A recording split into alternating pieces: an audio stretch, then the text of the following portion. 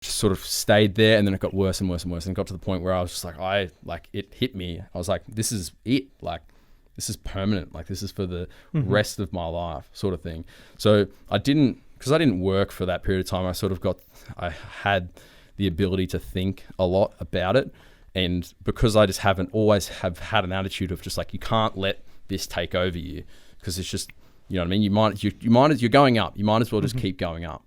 You know what I mean? It's a very valuable way to view the world, because it's very easy to get caught up in our problems, you know, and to 100%. See the out and to see the light, in a sense, is a skill that not a lot of people, everybody has it, but not a lot of people harness or pay attention to. So I want to commend you on that, because honestly, like, I don't think you really comprehend kind of what you've been through, in a sense. And the very fact that you can talk about this so openly, and the very fact you are willing to come here and talk to it, like, you could have easily be swallowed up by, you know, everything that's happened to you, even from starting back from high school. The very fact that you said, all right, I'm fucking sick of my body. I'm sick of the current state that I'm in. I want to do something about it. And action is such a valuable trait in life. And I honestly swear you're not going to have problems in your life. You're going to achieve whatever you want to achieve because you have that mindset.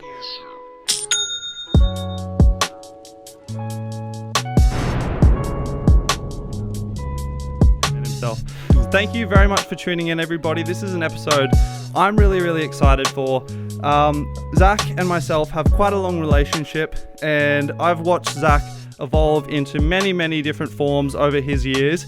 And I'm really, really excited to dive into that, because I feel like he's had some life experiences that have given him insight that most people have not had the pleasure and also the displeasure of experiencing. So we're going to dive straight in, because this is going to be an action-packed episode. Hang on to your headphones, because this is going to be wild. So, Zach, why don't we kind of kick it off? Introduce yourself, what you're currently doing, and then we'll backtrack back to early days. We might even start in school, because I feel like that was very pivotal development stage for all of us. So tell us what you're up to now, and then we'll jump back. Yeah.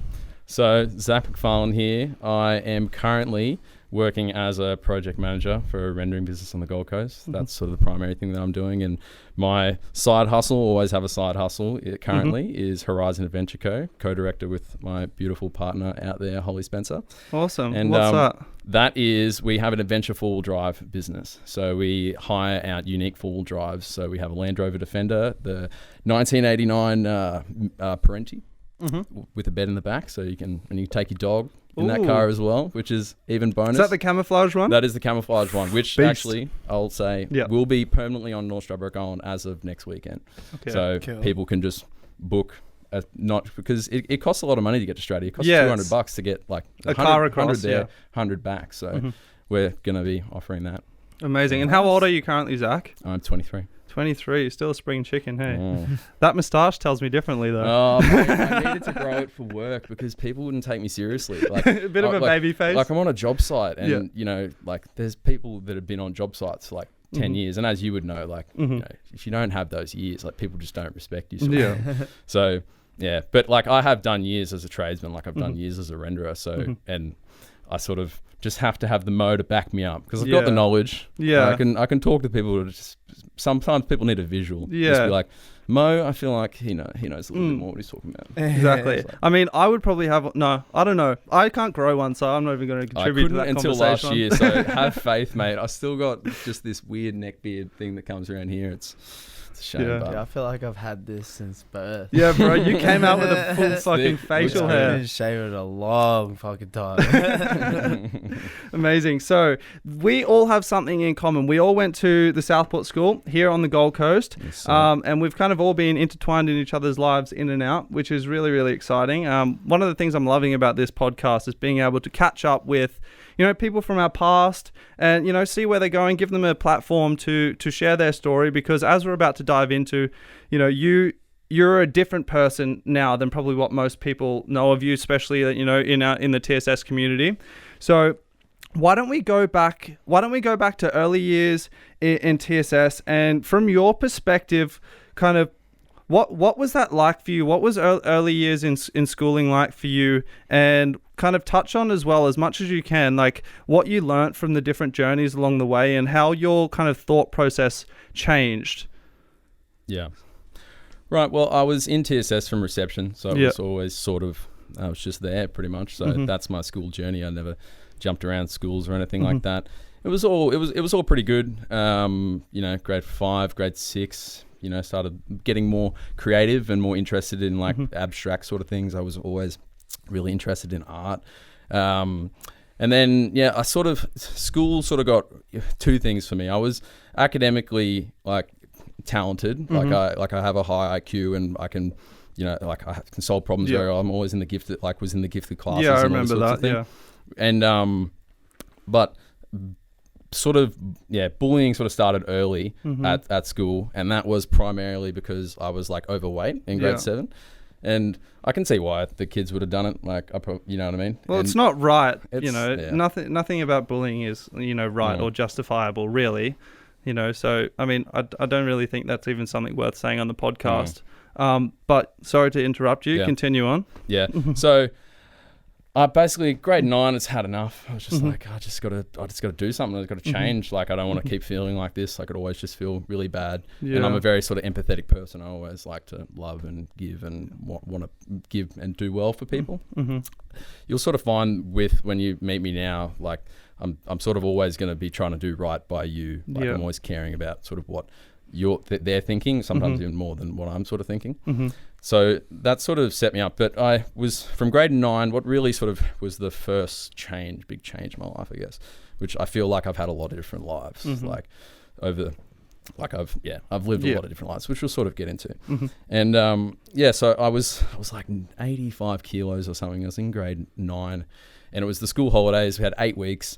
Wasn't going to see anyone for 8 weeks, just 8 weeks straight. I just trained out of my dad's little gym downstairs, lost 13 kilos in 8 weeks. Wow. And then came back. I was rowing at the time, as me and Jack have a connection through rowing. And I went from the year 9, 8th crew, I'm pretty sure, to the first in the next year. Yeah. And then from there, that sort of really gave me something to strive to. It gave me, the rowing in the physical pursuit, I guess you could say. That was my first physical pursuit, which I feel is very important for people as they grow as a human. You always need to be physically doing something with your body. That's one thing that I sort of really believe in. But and then I sort of got fit over the years, went into grade 12 and all that sort of stuff. And I started going to the gym. Probably around during that time I had a brief period at the gym, and then I really sort of started to fall in love with the gym. It was sort of my escape from school. I'd go to the gym, see the boys from the other schools and that sort of thing. And that was sort of where I really built my character and who I was. I sort of was able to find myself, because when people there's your ego, right? Your ego that interacts with the outside world. So the persona that is me, but then there's another me sitting in the back, you know what I mean? And people, that person's very hard to find in a contemporary day and age. We just receive all this input. We just get so much stuff thrown at us, and then you sort of see it so many times that you're like, oh, that's just it. It's like, no, it's not what it is. So that was sort of my first, when I went there, I sort of could start to think clearly, because I was always good at sort of school and stuff, but I never really tried that hard. I get A's and that sort of thing, but I just I was good at English, but I would study, but I wouldn't study that much. You know what I mean? Yeah. So I was always sort of I didn't really like school. I did, but you just went through the motions. Yeah, I just was good at it, but that's not what my brain was, because my brain was all this I always did art, and I always did really well in art, and I loved expression through art. And your pieces were always huge too. I loved that. Yeah, physical space is my thing. So exactly. So what I sort of, when I was a child, one of the things that I could do well was three-dimensionally visualize things, with my eyes closed, which is something that's some people, they can read books and there's all different types of things, but that's just how my brain sort of works. So I started, when I was training at the gym, being able to find that moment of clarity where I could connect to my true self, the person that's sitting in the back of the theater whilst the show is playing on, sort of thing. So that was really valuable for me to learn as a lesson. And that was a core pillar for me throughout my years, but it did go sour for me at one point. Like I came out of school, this is my bodybuilding journey. Came out of school, obviously went to the World Gym, big gym. I loved training, was getting big, all this so sort of I remember you used to be there till like midnight, bro. Yeah, we'd have midnight sessions. We'd get the boys together and have midnight sessions. It was good. Like we always did heavy weights when we were training for rowing and stuff. Like I could deadlift like 180 for like 8 in, you know, and squat like 180 for like reps, which is just silly. Like, I can't do that now. Like I'd break myself, you know. And it just, but having the sort of, because school was a certain world for me. It was discipline and doing well and performance, because that's something I was always, you know, orientated about. I never once got a detention. Never once. Like I never broke a rule, basically. So I sort of went through my whole schooling life just going like, I am ticking every box. Like, you know what I mean? Was that your intention? Because I want it, because what is success in school, right? That's what they teach you, is not the same as success in outside world. It's like this arbitrary position that realistically, when you get to the end position, it's based on you're find rewarded out, based on the criteria of the schooling system. Exactly. And then it's just like some shifty shit with some people just going, oh yeah, we'll just fucking chuck who supplies the meat trays. Exactly. And I only sort of like, I was so diligent. Like I had all the awards to you know, get all the leadership things. I went all the leadership camps, like went out and did all this stuff, and I was like, you know, I feel like I would have a leadership position in the school. I've never Was that really important for you? Yeah, that was like something for me, you know, like that's what I held on to for a long time. And then when that broke for me, when I didn't get in, and it was sort of, I later found out that it was because the year 12s from the year above sort of didn't like me, because when I came in, because in rowing in year 11, I was competing for the first crew. Like I was good enough to get into the first crew by year 11, and Bailey got in, but sorry, Bailey. He'll be here soon. Oh, nice. That's good. Bailey got in, but I didn't, and there was like some fuckery with the coaches and all this sort of stuff. But it was fair enough. Like I don't blame them. They don't like if you have someone in the boat that doesn't gel with you, it just throws the whole energy. So which is fair enough. So, but that was sort of it. And then it was sort of like, because all the teachers would be like, would he perfect, bang. But all the students, like it sort of just had like a, I don't know, it's like turned. Just like no sort of thing. You know. But so that really sort of was my first like breakdown, hit me real hard, because that was something that I carried with me for such a long time. And then that's when I sort of really started getting into it. Was just like, what, like I gotta start analyzing what these people are fucking telling me, because half it's bullshit. Clearly it's bullshit. Like I figured that out by like term 2, and I was just like, oh, okay, exit strategy. Like, you know what I mean? Start thinking about other things. And that's sort of when I started realizing like my mental time was so much like I would rather spend it on thinking about things that I want to think about and interest, you know what I mean? Like interesting rather than adventures. Try and fulfill what the schooling wants. Exactly, which is something I sort of had the luxury to do, because I came out of school, I started working at the bedroom, which was what we were talking about, and I made a lot of money. Like I just Before we move on to that, I want to jump back to kind of your initial transition in like grade 9, grade 10, because I feel like that's something a lot of our listeners could benefit from, because as much as we like to turn a blind eye to it, bullying is something that is rampant in the schooling systems. You know, it doesn't matter kind of who you are.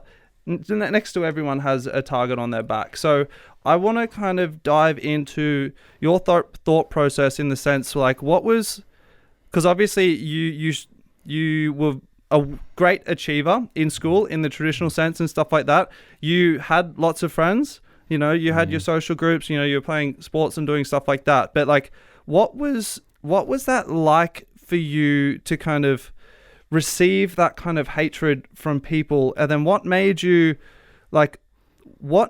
channel that into transforming yourself? And also, what was that transformation like? Because I remember like when you came back from holidays, I was like, whoa, who the fuck is this? Legit, man. Like it was so goddamn impressive. And I think that was also quite intimidating for a lot of people, you know? That's sort of how it switched. It just switched to everybody, because then I was like, okay, well, right, motherfucker. Like, I'm going to perform, you know. I'm now, like, I was one of the top athletes in the school. Like, there's no question of that with rowing and rugby and, like, swimming. Yeah, that's, like, swimming's tough. But, you know what I mean? Like, rowing is a hell of a sport sort of thing. So I was just like, well, now I'm here. And then, but then it would still sort of just be like, no, like, you can't win. Yeah. You know? Like, they're still trying to put you back into the previous and then it just sort of worked, like, you know, started pulling down and that sort of stuff. But I was resentful for a while of it, but I sort of got over it. Started working in the clubs because I started to build my own life. So like, I started working at Bedroom and working in that nightclub environment. Sort of that was another thing that changed me as a person. One, made me start loving music, which ended up being bad for me because now I have hearing aids. I've tinnitus in my right ear, so I have a constant ringing that never stops. It's probably like a 4 out of 10 in loudness and like a dog whistle sort of thing. Yeah, wow. So that's like, that came last year, so we can get into dealing with that. Yeah, we'll dive back here. I feel like we're jumping around a little bit too much here. So let's just slow it down a bit. So let's go back to you in school, because that's a really important thing you just skipped straight over. Yeah. So what was your thought process like that? Because that's, for someone to do a massive transition like that, that takes, you know, taking ownership. So many people would wallow in the fact like, oh, I'm bullied, blah, blah, blah. Like, you know, I'm unhappy, but you took action. So talk us through what that summer break was like for you. What was your motivator? And, you know, what made you get up and want to continue to do that? Because that goes well beyond just trying to prove other people wrong. I also, like, I'm a personal trainer. That's my day job. So to lose 13 kilos in that amount of time, like, you were fucking working hard. I was doing CrossFit like every morning, because my dad had a gym downstairs and it had pretty much everything you needed. But I just did like high intensity, like just no mercy hill sprints between everything, and twice a day. And that's like with clean eating, and that sort of stripped me. And were you doing it with anybody? No, I was just by myself. Wow. I don't even think I had a gym membership at that time. If I did, I'd go to Snap maybe with Johnny or something. But it also, I went to a personal. I was like, the first day was I went to a personal trainer, and I was just like, I'm just not happy with who I am. Like, it made me feel just like it was over me all day, every day. Like, it was a part of the way I thought, because when you're interacting in an environment with people, like, if they have if you know what they're thinking based on, like, you know, like what information you've gathered, what you know that they know, and all this sort of stuff. Yeah. And you can feel that presence, like, oh, he's fat, you know what I mean, sort of thing. And just the build up of that, basically, just like, and it was the thing that just ruled my life. And then I think just one day I was just like, well, fucking gotta just do something, turn around somewhere, you know what I mean? Like, what can I do? And then I just went into the gym. They took the photos of me. I remember I literally had like man boobs, and I was like 13 or something, 14 or something, like whatever. And was that motivating or demoralizing for you? Oh, I had like a good session. Yeah. Like, and then I sort of started to understand like the importance of exercise, and that's sort of where it got me from there. I sort of used that to just get away from all of that sort of shit. Yeah. Because I feel like exercise is just the most crucial part of my life, really. If I go a day without the gym, I start seeing my thought process go into, like, my ego takes over. Like, I can't be as present, because I have like we could switch the subject. I have like a way, when I go to the gym, I can get into a certain state, and this sort of is the new benefit that I've discovered with my hearing aids, which has sort of been a thing. So with the tinnitus, I can't listen to noise. Like, noise aggravates it, makes it worse. So I have to wear earplugs. But then if you wear earplugs, you can't hear anything, right? So I have to have the hearing aids go into the earplugs, play the ambient sound from outside world, which is nicer and like sort of like less harsh on my ears. And so when I went through that phase, I sort of started to begin to realize that people, you know, like, there's people that go through their whole life and they wear the same pair of glasses. They never see outside of the narrative that they tell themselves. And, you know, like, you can, you know, smoke weed and get those glasses changed. You can, you know, do other things and you can change those filters. But for people, they're very tied to their visual cue. Like, they are, like, they're where they see, which is the outside world, but not within. Yeah. And when I put the earplugs in, and if I turn my hearing aids off, I'm with myself. There's no, I can't hear any noise. So I'm with myself and this high pitched ringing basically. So had a couple months of just like having to just deal with that. Like, and it's a thing as well where it, because even if you're not, like if you're hearing it all the time. So for a while, I like stressed out. Like I had a big stress, like breakdown sort of thing, like once or twice, because I didn't realize that I was stressed. My body was like having a physical response to it because like it was danger sort of thing. So I really had to, when I was at the gym, I had my earplugs in. I was just with this, so being like having all the bullying, having all the fat, like having to lose 13 kilos is like one of the toughest. It's a mission, right? Yeah, of course. I went through another mission in doing this and getting through this, because now I have, with your hearing, do you mean? Yeah, with my hearing. So now it's like I'm comfortable like with it.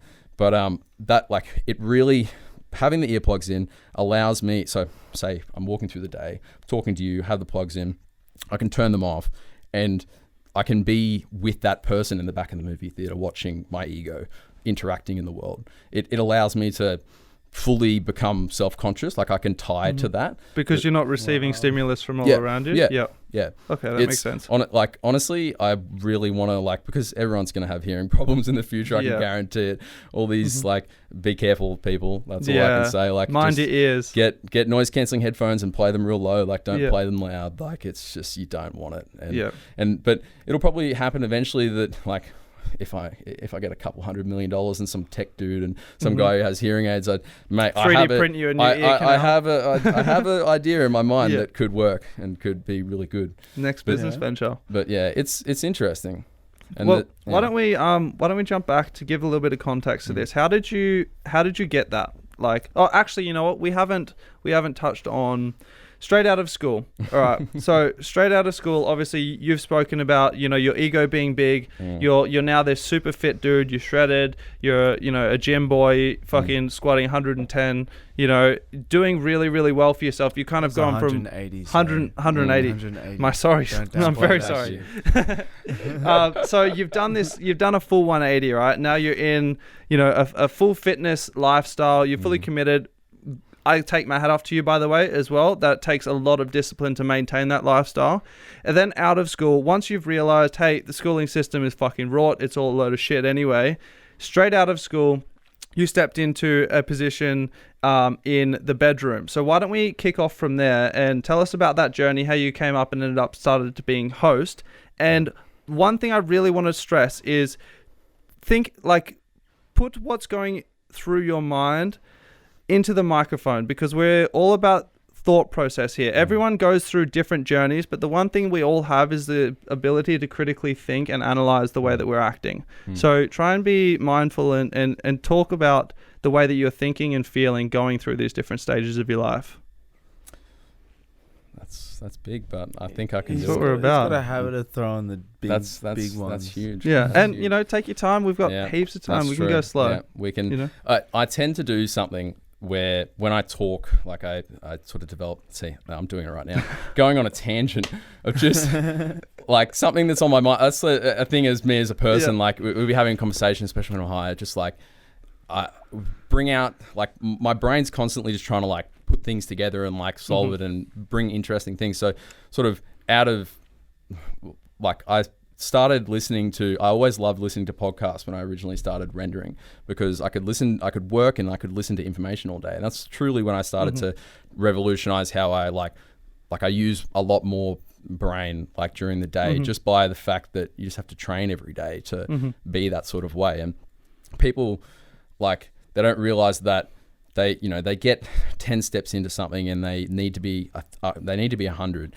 And they go the 11th, they go the 12th, they slow down. They don't see that if they just go back, they're going to have to do it again, you know. And people don't like when I take on something, I like dive in head first. I go at it. I'm very, but it can die off for me. Like passion can die off. Like, you know, you're in the human, because I'm on to the next sort of thing. So that's why I'm always sort of just going like, oh fuck, I'm going to start this business. Like that's how I like to operate, is whilst I'm doing the things that I have to do during the day, like work as project manager, I in the background I'm running just like another program that's thinking about like piecing together information that I've received and trying to come to knowledge and conclusions on on that information, because I feel like it's all important. Everything that we see is important information. And if you put yourself in environments where you receive more important information, then and the brain forgets nothing. Exactly. And you can analyze that and you can analyze that and you can bring it up and you can just go, it just, sometimes it just happens. You just feel like, this is the tangent thing. Can just be here, and then I can be talking about something else, and then I'll be back. Like I'll be back talking about this thing, and then I'll go into something else, and then I'll talk about this thing, and it'll all tie into like a bow, sort of thing. Yeah, it comes full circle. Yeah. Well, let's use those analyzing skills and bounce back to the bedroom. How are we going for time on the cameras? There we go. 1 minute. All right. Let's reset the cameras. Yeah, nice. Matt, thank you so much for staying over the break. We're jumping straight back into your time at the bedroom. So what kind of made you look for a job in the club scene in the beginning? I don't know. It was just a friend of a friend, and he said, had work. And I was like, well, that's pretty cool. I pick up glasses at a nightclub, and first day went in and just sort of never looked back. When you're picking up glasses, you see a lot of things in a club. You understand a lot about. Get to that for sure. Because you're sort of walking through. Glassies have to walk through people and not be noticed. Like you don't ever notice a glassie in the club. So it's like an interesting way. It's an interesting way to think about how to move around people. Yeah. And you sort of think of people as sort of more like sort of objects sort of thing, which I guess was probably never that good for my mental state at that point. Yeah.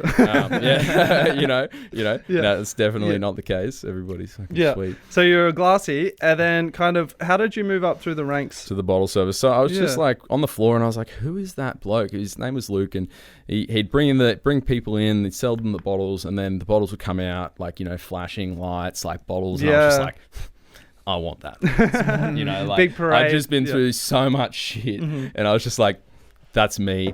And like I had all the characteristics sort of thing, and but he ended up leaving like 2 months. Characteristics, what do you mean? Like no, come on, be honest here. You're on before the money. Dude's jacked. Good looks. I wasn't proper big, but I looked decent, you're like fucking bigger than I am. For an 18-year-old. And I'd wear suits every night. So, but yeah, eventually I just sort of looked at it, and he left the job. And then Bianca, a chick, came in. She was lovely, but she really didn't know how to do the job correctly. Like, she wouldn't give her number out. She wouldn't be social with the people. So she didn't get as many sales. Yeah. So I would just pick up on sales. Like, so there'd be people walking in. I'd see like nice watch, nice shoes, and then I'd talk to them. And like, I'm sort of very good at talking to people. It's just sort of building, like you have to build rapport with people. So you just find something in common and then go from there. Like just you talk about whatever they want to talk about, talk about them. Show them a good time. Yeah, 100%. And give them a good time. That's like something I always value. That's with my new business now. I always value experience. Like people, me being able to, my brain, like what I think up, like my creativity, being able to make someone's experience in their life better. Yeah, you can see the full picture in a sense. Yeah. So that was a big part. And eventually I got the job because I was making good sales, and then I started making really good money. But that lifestyle is a fast lifestyle. So when you said you got the job, so you were doing bottle service and stuff like that before you were hosting? No. So I was just picking up the glasses basically. Yeah. And then, weasel my way in like, can I take the bottles up this time? And then eventually like sort of, because it's by vote, I guess you could say, in the club as well as management sort of thing. So everybody in the club was just like, staff vote. All the staff was like, Zach's the host. Like, like he's the host. So eventually I got into the position, and it was really good and lucrative at the start. And then sort of, it was a fantastic job. I met lots of people, lots of interesting people, had lots of crazy experiences, and, working at a nightclub every night. It's just, it was pretty fun. I'm sure you would have seen some shit. And I'm going to dive into kind of, I really want a few stories on kind of some of the stuff that you saw. But first of all, I want to kind of know what it was like for you. So obviously as a host, I saw you on the door quite often. You even let me into the club multiple times. But what was it like for you kind of seeing people from your past that it might have been unkind to you and things like that? Like, what was that like for you? Yeah, how were you acting in that sense? It was always fun. There was part of me was just like, I just, just fucking leave, But you just wanted to use your power.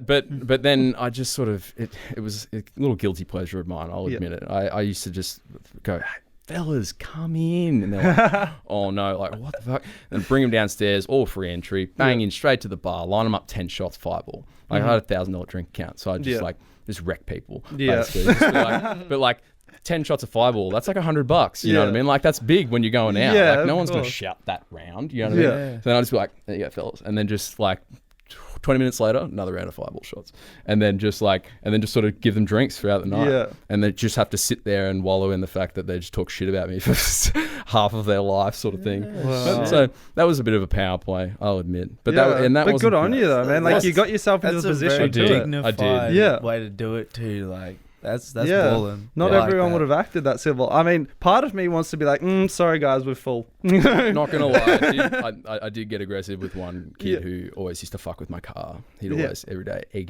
put up the windscreen wipers, and one night I was just like, nah mate, security, the whole deal, let's get the fuck out. Like why not? Hey, 100%. It's just like you think you can come here, like, because at that point it was sort of like you're coming to my house. Coming to my house basically. You walk in here and you're just like, no, get out. You don't belong here. You can't do that to me. And like, because that was like, walking down to my car at school and just seeing like, oh, I'd been fucked with again. You know what I mean? That would just my whole life. One after another as well. Man, it just builds relentless. up. Like I remember like not wanting to go to graduation, crying to my mother, saying I can't do it. Wow. Like I can't do it. I had a staff member say to me, it's just like, can you just make it through the next 4 days or something? Because there was a point where people put posters up around me in the school and all this sort of stuff, and which like posters, actual posters, which no teacher ever sort of spoke to me about. But like when you sort of come to school and you see like a poster on the wall that's like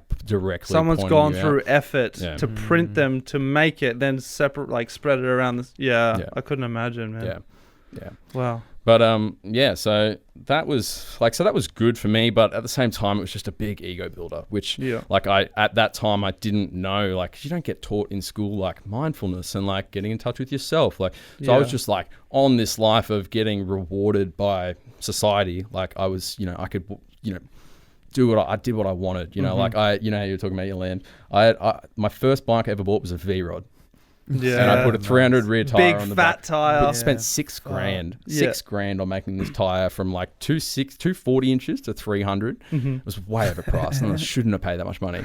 But it was on top of the bike cost. But that was literally only. It was so sad because that was only because I used to go on Instagram and I would see like. Because it would show me bikes, right? But it would show me bikes in Australia and popular bikes in Australia. This is how fucked, like I can literally see how Instagram changed my life in a pivotal way. Show us. It would show me like V-Rods, because that's a popular bike in Australia for like old, like it's like bikey, like it's a bikey bike sort of thing. But it's also like a very beautiful, like it's a Porsche mode, like it's a Porsche motor and all this sort of stuff. Yeah.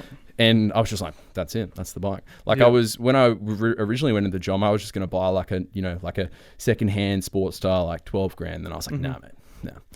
Spend just like $17,000, buy this bike secondhand, and then build it for like another like 15. And again, do you think that was your ego acting? Yes, 100%. Because I would get on that bike and just be like, it's me, like this, like, like it was an extension of me. Like that's how, like I basically just wanted to be, because I was just so insecure from like so many years of just like all this stuff, that it was just like I feel like I had to have the need to prove myself to everything else and everybody else, sort of by like what was valued in my community group was like money and like looks. That's what it was in the nightclub. Like I just went into a job where that was like, that's what it was. You could go into a job in mining and be like, come out just like wanting to sink beers on a Friday and stuff. But I sort of came out of it loving music, loving it too much, blowing my ears out, like, and riding motorbikes fast and hard, and like that reckless lifestyle. And that all sort of changed.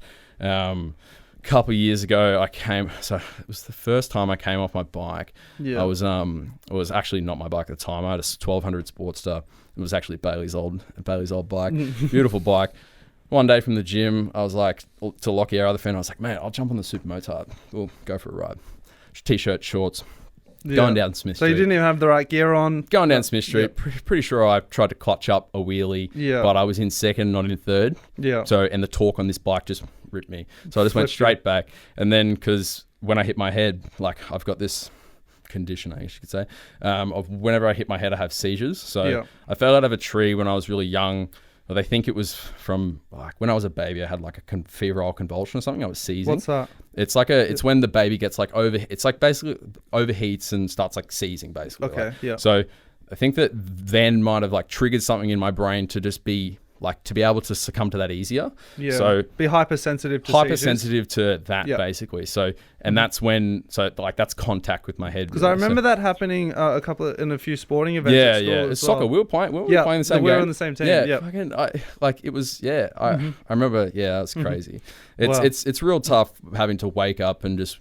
Like, you know, realize you almost bit someone's finger off and like all this sort of shit. Like, whoa, you can't just drop that and then like move on like it's nothing. It was the guy on the soccer field. The guy on the soccer field. One of the dads that came over, my dad ran over, and one of the dads ran over, and he put his fingers in my mouth to stop me from like biting my tongue, which is not the right thing to do. I think you just roll people on the side and you just leave them, and like. I almost bit his finger off. Like, so it's not that like the human finger's like a consistency of a carrot, realistically, if you actually wanted to eat it.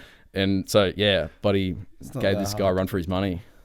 Wow. I know. But anyway, so that like, so when I had the motorbike crash, that was sort of the pivotal thing because I was living this hard life. And so you were still just to give context in your life, like you were the host of the bedroom at the time. No, this is after.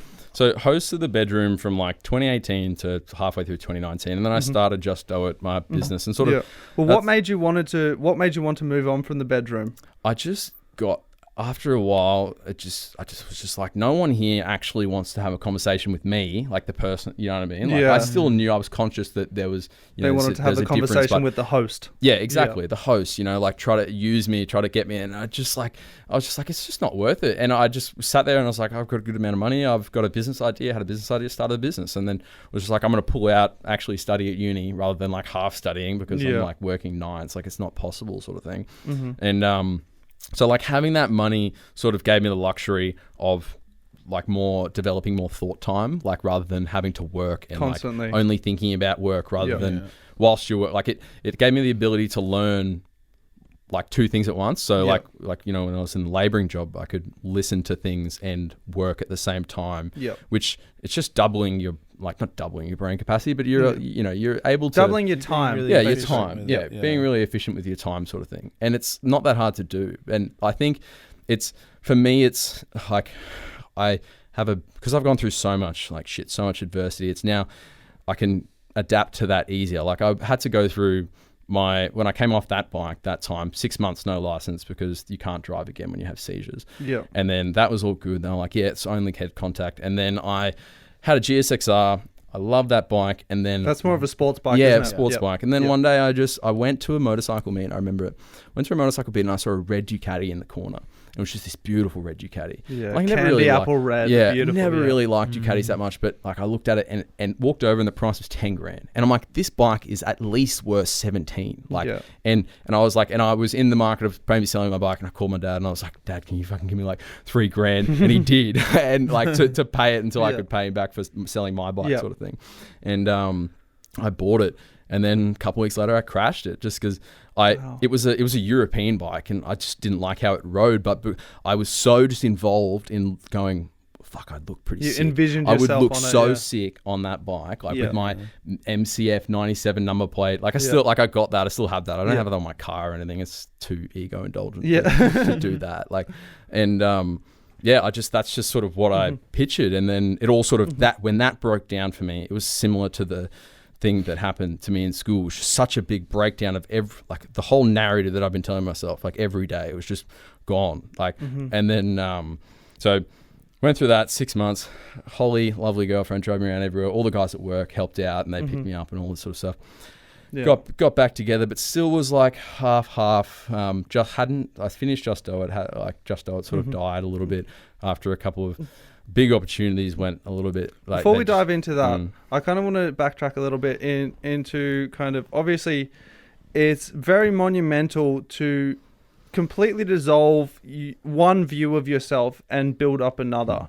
So how did you feel when you had that realization and, you realize, oh, fuck, I've just crashed this bike. Life isn't what I'm perceiving it to be right now. What was that thought process in the sense, like I'm sure you spend lots of time on your own talking about, your actions, replaying, all that kind of stuff. We all do it. But what was that like for you mentally? Was it relieving when you kind of were able to let your ego a little bit? It was very difficult, because what I had to do, what really dropped it for me was because I tied with my identity as well for a really long time that I loved motorcycles. Like my uncle who passed away, I have a big story about that and never got to meet him, but I'm very similar to him and he loved riding motorbikes and that sort of thing. So I have this sense of identity into riding motorbikes.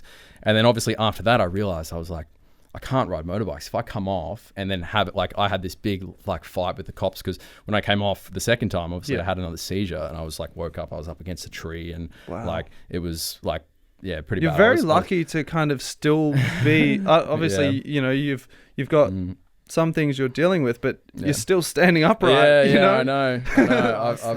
I've gone my body hard and I'm in Zen mode now.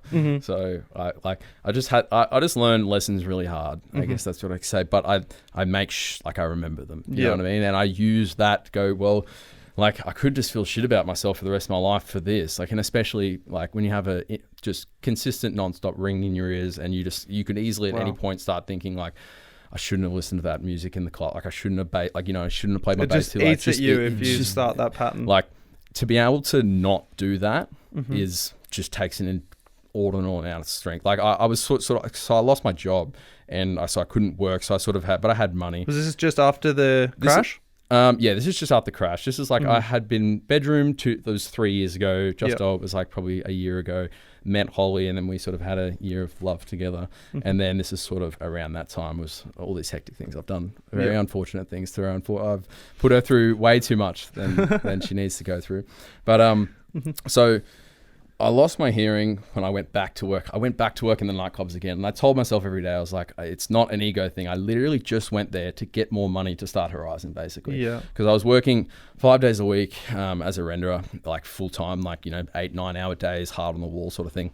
And then on Friday nights, I'd do a work at Lost Kingdom. I'd work in the club and bank extra money sort of thing. So I was just doing that to save really. And then just one day, I started noticing at night, it was you get ringing from after a loud event or something. Yeah, of course. Which just stayed there. And then it got worse and worse and worse. And it got to the point where I was just it hit me. I was like, this is it.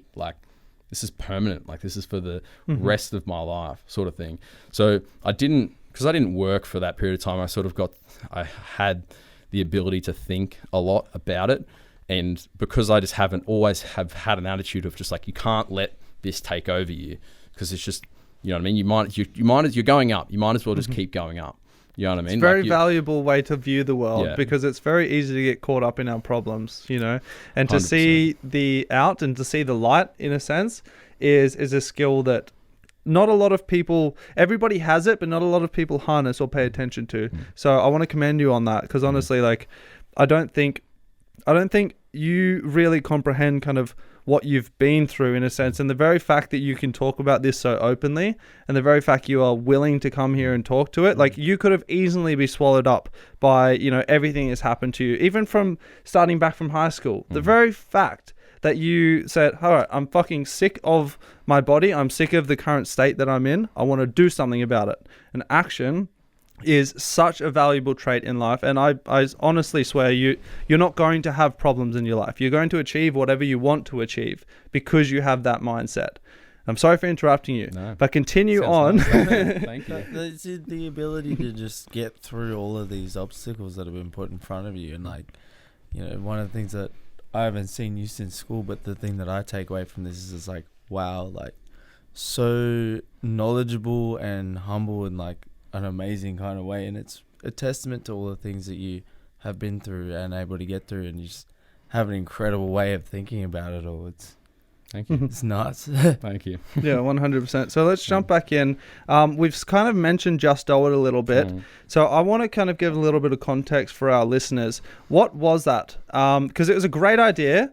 Honestly, a really, really great idea. So give us the inception of that first, and then we'll go through the journey. Yeah, so I've got my business side of me as well. I've always been thinking about like this idea. For the last year, I've tortured Bailey just with, before I've just started focusing on just purely training. Yeah. I'd just be like, mate, oi, let's do this. And he's just like, business ideas coming from everywhere. Settle down, mate. Like, you know what I mean? Like, no, it's a great idea, but like too much. And so I've lost myself. So I fucking love this, bro. This is so cool. All right. So we've spoken about Just Do It in passing a little bit, but give a little bit of context. Story, right. Yes. Sorry, thank you. How was that? How did that come about? You kind of just touched on the fact I'm guessing a lot of your kind of business ideas and your clarity of thought. Cookie dough. Bro, don't we all? But what I'm thinking is a lot of your kind of clearest thoughts came through when you were training. And that's kind of, I'm getting this sense that that's also why you were drawn to it, because it was almost like a moment of peace for you. Yeah. Am I correct in saying that? Yeah, it's the thing. I honestly, this is why one day I want to start up my own gym, and like I really want to focus on being like for young kids and stuff, because obviously without gym, I would be nothing. Like I'd be gone, because I would have learned to just like, if you just keep going, like you're going to get gains, you're going to get more, you know what I mean? Even though it's difficult, like once you learn that and you beat that into yourself every day, but once you figure, like you can just, like you just got to teach yourself. I saw a quote the other day, I never got on Instagram, but I saw a quote and it's just like, learn to do hard things. Like just, it's like, sounds so simple to say, but like it's a muscle you need to work. Like, it's a muscle you need to work, because the more you know how to do that, like, because people can learn how to do like shit things, like boring things, like packing boxes and all this sort of shit. But like learning to do things that are actually like mentally, physically, like pursuits, you know, have a mission and have a goal and try to get to the end of it. Like that's, and to see it through to the end as well. You know, so many people get to 95%, but they don't realize the last 5% is where the gold is hidden. 100%. You know? So let's jump into Just Do It. Just do it. We've tried 3 times. Sorry. For the third time. Just Do It. Let's go. Okay. Part of me doesn't want to edit this. I love this, bro. Just Do It was my little baby. So I loved cookie dough. There's no secret to that, because I was fat. I was a fat kid. Like I just... used to fuck up some Milo in ice cream and mix it up and the whole deal. And once I found out that I could actually make cookie dough, I was like, wow, this is the best thing ever. And then I sort of saw a business in the States, like in New York, doing like just crazy well. Like they just make millions of dollars of selling cookie dough sort of thing. I was like, that's a good idea. I was like, well, buddy, no one's doing that. No one was doing it. No one's doing that here. I'm like, there's like pretty big desserts in the country. You know what I mean? Like there's like, but cookie, like you get Auntie Kath's from Woolworths, but that's got eggs in it. It's not like you can't just eat it. And so that just sort of, I just saw the opportunity that I encountered. I saw the opportunity, and I was just like, bang, like let's just do it. And it was a good startup. It was a cheap startup. What was your first point of action? I think was thinking, it was actually the logo. Yep. It was just the logo. Design the logo in some like make it real. And it was good though. I felt that it was a good logo. I felt it did it justice. And just like logo, and then just dived into it. Just tried to, you know, like, what do I have to do? Like, call up my marketer or something. It's just over here and say like, I've got a store. Like, you know, send them a brief. Like, you know, sort of things that you learn in uni. But like, it's just uni's just, it's not great. Like, it's just so. You just go. Let's all just learn it and then repeat it, but then probably never actually remember it, because we never had like it's not put in context of the real world. Like, you know, in it, because it's just like, here's all the information. We're not talking, you know what I mean? We're not engaged in conversation. Yeah. So once you kind of made the logo, then you kind of sourced to where you could kind of start selling it. I'm assuming you experimented with some flavors and started to put things, and you know, that's a creative experience in itself. It was a tough time, because I was actually prepping for my contest. I was, bodybuilding? My bodybuilding contest. No. Yeah. Oh. It was like 6 weeks. I had 6 weeks. I was going down to Melbourne to compete, and I just like, I was building the business then, and I always start businesses at weird times. Like started Horizon when I didn't have a job, and like it's COVID, and it's like, oh well, you know, you're building something out of desperation. Maybe people are going to go camping. Yeah, oh, fuck, there's 2 cars here that look pretty cool. Like, oh, I could build a van. Like we always wanted to build a van, but it's like $70,000 to build a van. How much are those guys going to get? $150. Like I can get $150 for a car that, you know, a little Suzuki Sierra with the rooftop tent on it, bang, like market it ready made, and that's it. So sort of always just sort of like seeing the like that's like I always value the resources, the input that I grab, and interactions that I have with people. That's really what I value most, is like interacting with people in a genuine way. It's and like, you can put it into context as well. Yeah, like people are the most valuable resource, because like I loved history during school, so I got a passion for the past and thinking about like, well, like, you know, all this stuff happened and why did it happen? This is how it resulted. And you realize when like you can look at, like, history is amazing. You can look at a piece of like a moment, and that's got a piece of time attached to it, and you can analyze everything in that piece of time and then use that. You just go, oh well, this person did this and this and that, and then history repeats itself. Yeah, you know, 100%. And if we don't look into our past, we will recreate it. Amen. So we need to step back and go to our second interlude, and we'll be back for our third session of goodness, and we will try to wrap things up. We'll see how we go. It might take 4. It might take 4. I mean, we're taking this as it comes, but this is mad. I'm really enjoying myself. So give us 2 seconds. We'll be back in a minute. Let's go. Nice. Jesus. So I'm coming back in with another. It's not as unrelated as the last one. It's a little bit more related, but you wanted to delve into it before. I'm going to ask the craziest story that you have from being a glassy. I'm going to lead with mine, because I did a stint in Melbourne's, the Melbourne's nightclub, through uni games as well. Ah, nice. That'd be pretty wild. I was you would have seen a scene. Groped was an everyday thing. I was like 16 years old and getting groped like daily. 40-year-old women. Fucking nuts. But hens parties were the worst. Hens parties. They just felt like they just had the right, you know. You're just like, it's like, we're paying you money, so I can take what I want. Yeah, exactly. But there was one night where they're in uni games as well, and one of the other glassies like came over to me, and he was like super animated because it's very loud and very dark, and he's trying to like convey something to me, and he's so animated that I'm like think someone's like fighting or like somebody's hurt or something. There was a dude in the middle of the dance floor just dick out pissing, just in the middle of the dance floor, and he was trying to get me to get security. So I went over to the security guard. I'm like, dude, there's a dude pissing in the middle of the dance floor. And so the security guards charged over. Dude's still pissing, and he tackles him mid-piss. And gets covered in piss. Oh, what commitment. And then they eventually get him out, and the security guard's like, what the fuck, bro? That's a bad decision. Why didn't I just fucking wait for him to stop? Yeah. Not mid-flow. Come on. Mid-flow tackles a pissing dude in the middle of the dance floor. That's rough. That's probably the wildest thing that I saw in my glass. Oh, man. Wildest thing I saw was just this guy came in one night. I don't know his name. I don't want to say his name.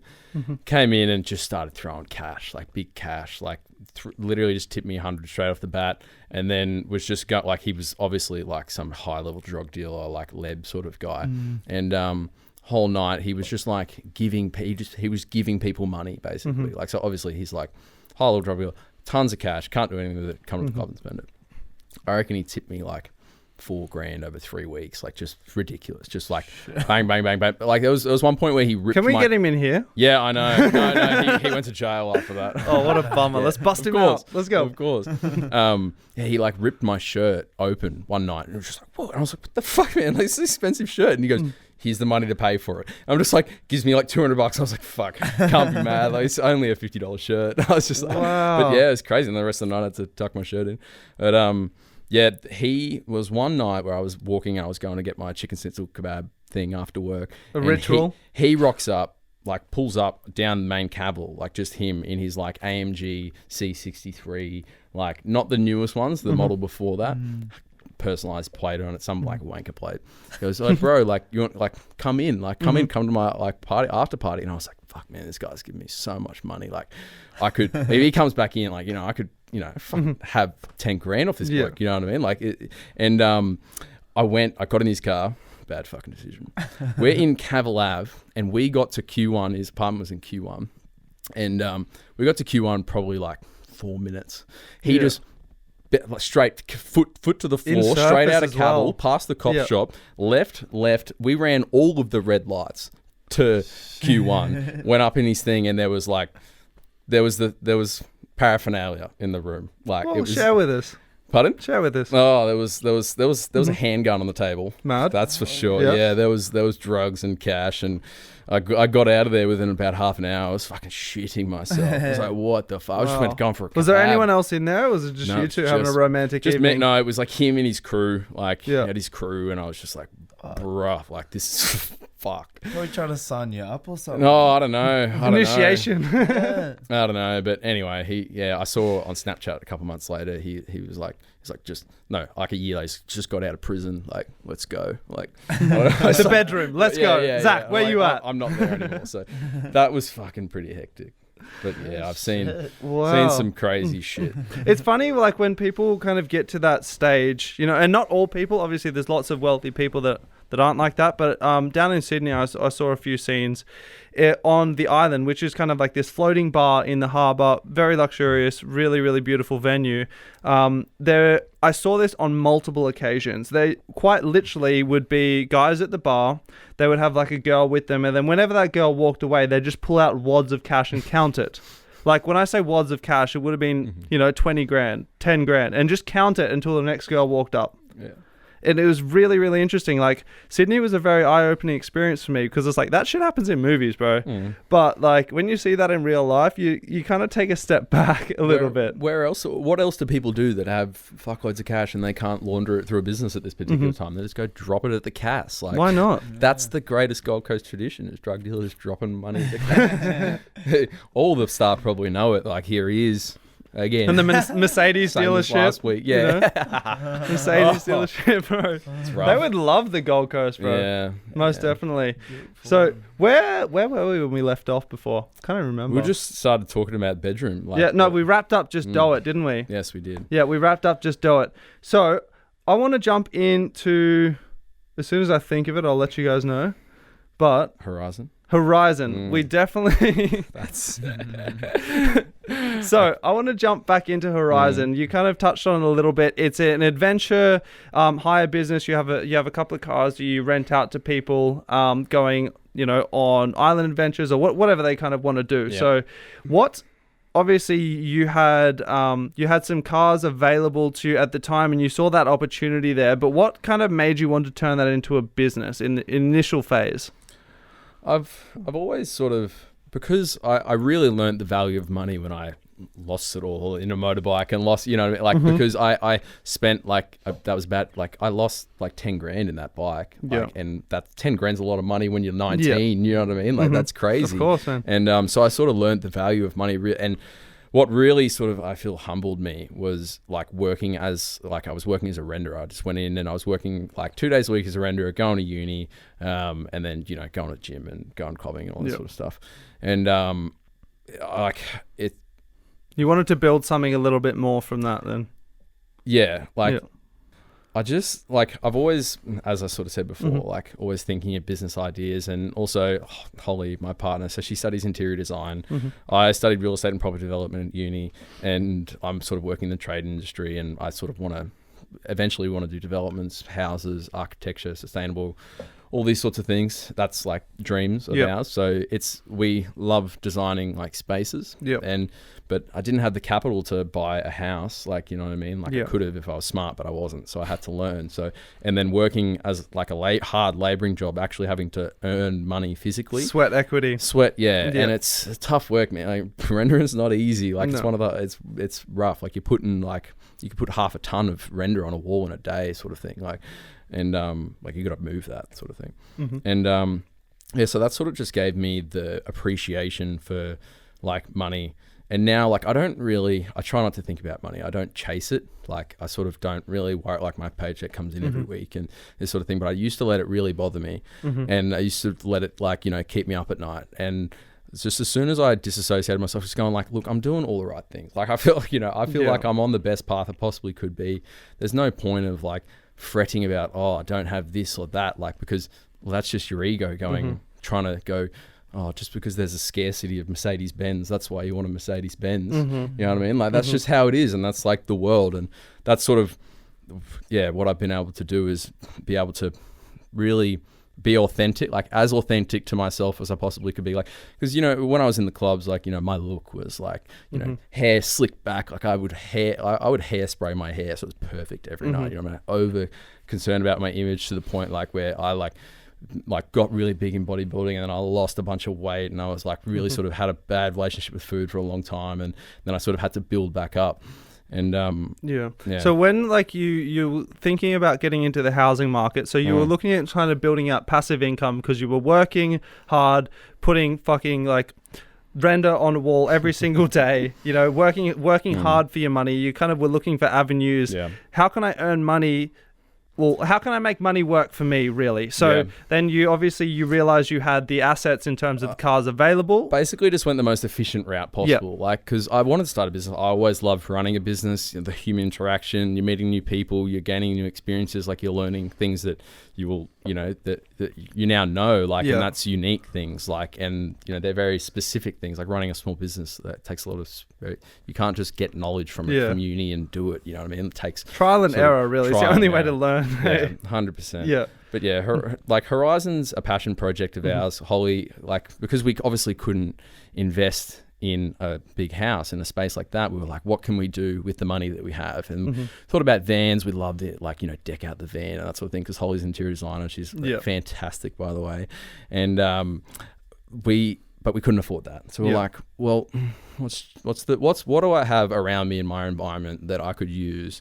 Like, what assets is within reach, within my community, sort of thing. And how can I evolve this? So it's like I didn't spend time fucking around. I wasn't, you know, like I could just work a job, like, you know, every week and then get the paycheck. But if you're not working towards something that's like you, and like something that's an expression of, like, Horizon Adventure Goes like an expression of who I am, who, like, Holly and I's relationship, like, we love going to adventures, experience unique places, and the unique vehicles is a way to, you know, like, when you're driving those cars, it's an experience, because everybody is like wanting to have a Suzuki, like, you know, drive around a Suzuki Jimny right now. And we have the old school Sierra, and then we've got the Land Rover Defender, and like soon to be another car probably in the next coming months. Awesome. What have you got on the one on the cards? Oh, it's tough. It's tough because I got to buy new.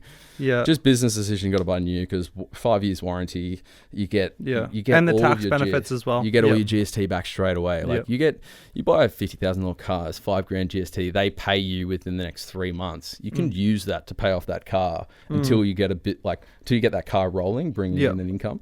So you can basically start a business for like. So how much do you kind of have to outlay once you've bought the car, all the modifications to make it kind of adventure ready? What would you do? Actually, you know what? Talk us through the setup process of this new car. What are you doing first? And, you know, what do you see is useful in an adventure vehicle? Swiss Army knife. That's what we wanted it to be, like, when we first sort of think about it. We're like, we can't have the space where we have the beautiful wall and the lights because we can't get the van, but how can we pack the most amount of punch into the vehicle? So like Holly just, like, I don't even know, organizational skills. You see that, you pull out that drawer and it's just like pans and things perfectly stacked together. I'm like, it's like Jenga. Yeah, it's beautiful. It all fits in there. It's all nice and clean. We've got our fridge and that sort of stuff. And it's just, like it, we designed it with, you don't have to do anything. Like, you pull up, you pull out the awning, you make yourself a coffee. Like, we've got coffee in the thing. If you run out of food, we supply a little paella, so you can cook it just in the pan with a bit of oil and, you know, and water and that sort of stuff. So no one's dying on a Horizon adventure. No, definitely not. Definitely not. We have had some customers almost get blown away though. That was setting up on Main Beach when a storm's coming. Yeah, not a good idea. Yeah, but you can't help people once they're out there, you know. Awesome. So we're getting kind of towards the end of our time. I want to dive into how you're feeling right now. Because, you know, as all the listeners have now experienced, you've gone through many, many stages in your life. So I want to kind of know, what stage you're in right now. How are you feeling? What are your aspirations for the future, more so than anything? I'm really enjoying operating right now. It's nice. Like I don't really have like my work is very challenging, but I like that. It's new challenges every day. I'm learning new skills in my project manager role, and it's quite difficult. I'm taking on more and more every sort of day, and it's difficult to stay on track and be disciplined with that, I guess you could say. Coming out of the whole hearing thing, like I wear hearing aids around, and like it's a thing, sort of, I guess you could say. But it doesn't really bother me. I sort of like I own it. Like I love having hearing aids. It's mad. I can listen to books whenever. Like I literally, like, you call me, it's in my hearing aids. Like people will get wigged out because I'm like, I'll be on the phone and I'll be talking, but I was talking like, to the phone down here, but they can't hear anything because they think it's on speaker. So that's funny. I always have to turn the phone around and just be like, these ones in here, mate. But I'm very positive, very very excited about the future, like with Horizon, and like we're dedicating as much time as we can to after work and on the weekends and stuff. This weekend we're actually going to go do a trip up to the Glasshouse Mountains. Oh wow! So you can watch that on Snapchat. So Snapchat not Snapchat. I'm so out of social media game. I can't even say the right social media company. Instagram. Yep. We'll be doing a story, Horizon Adventure Co. So you can follow that whole thing. So what's the handle on that? It is at horizonadventure.co. All right, awesome. At horizonadventure.co. Might be an underscore in there. Fucking hell. Well, that makes it easy. Just guess. Type in Horizon, see what comes up. That's it. You'll see it. I was right. Underscore co. The underscore.co. No, there's no dot. You gotta talk into over here. It's horizon.adventure_co. There you go. Thank Girlfriend's in to save the day. But, yeah. So I'm guessing you're not in charge of marketing.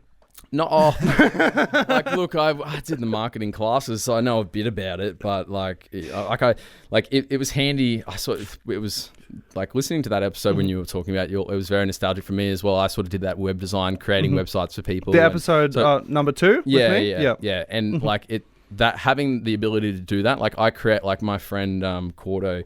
He came to me and he was a physio, and he worked for a guy. The guy took like 40%. He was like, I really want to just like be my own sort of physio sort of thing. And I was just like, mate, like, can you do it? Like, can you run your own thing? He's like, yeah. I was like, all right, let's do it. Yeah. It's like created a logo, created the website for him, and now he's killing it. Like it's mad. Wow. Set up next to World Gym. So I think having all those kind of skills in the modern world is going to be so invaluable, Yeah. So we would need to work towards a wrap up because we got a couple of minutes left. So you mentioned how you're feeling right now. All green lights, which is amazing to hear after kind of the story that you've told us today. Very, very inspirational. And to be honest, like I'm really glad that you could just be here and be so open with it. So I want to on the record, I wanted to thank you for coming on. Honestly, because this does mean a lot. And all of us here, we do have quite a history. So I'm really glad that we could kind of pick up from, when you're an adult, man, you can't even compare to what you were as a child, bro. Like you're not the same person. And I feel like a lot of people don't realize that. They hang on to kind of things that happened in the past. So this has been a really great experience for me personally. I can only speak for myself personally. So thank you on the record.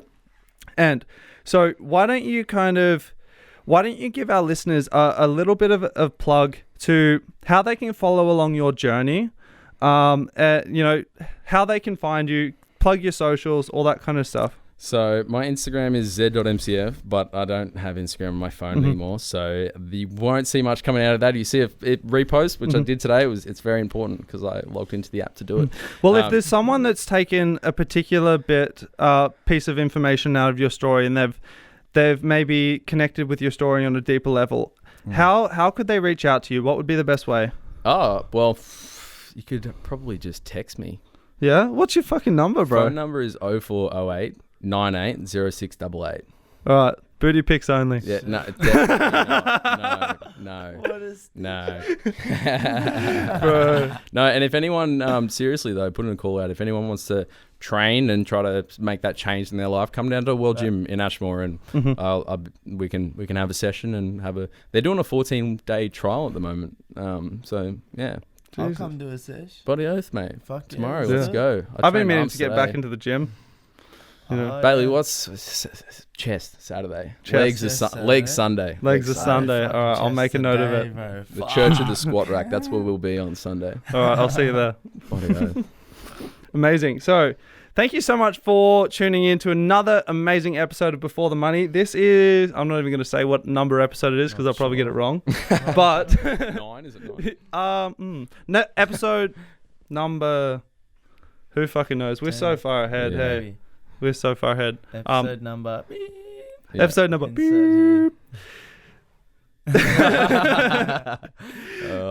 Thank you so much for tuning in. Thank you for having me, guys. It was really fun. I've always wanted to start my own podcast and like express my thoughts through that and that sort of thing. It's just so strapped for time. Well, how have you found this experience? You know, I love it. Is so, like because I learned a lot from podcasts. I think how podcasts think. You know, Joe Rogan, big influence, that sort of thing. 100%. It's a certain way of thinking. You know, it's that like, oh, I can be listening to a podcast whilst doing it. It's the tandem thing. Like you can be thinking about abstract things that Active have nothing learning. to do with all the bullshit that just goes on in our world. Like people trying to look better than other people with what clothes they wear. You know what I mean? Like all this sort of stuff. Like it's just, yeah.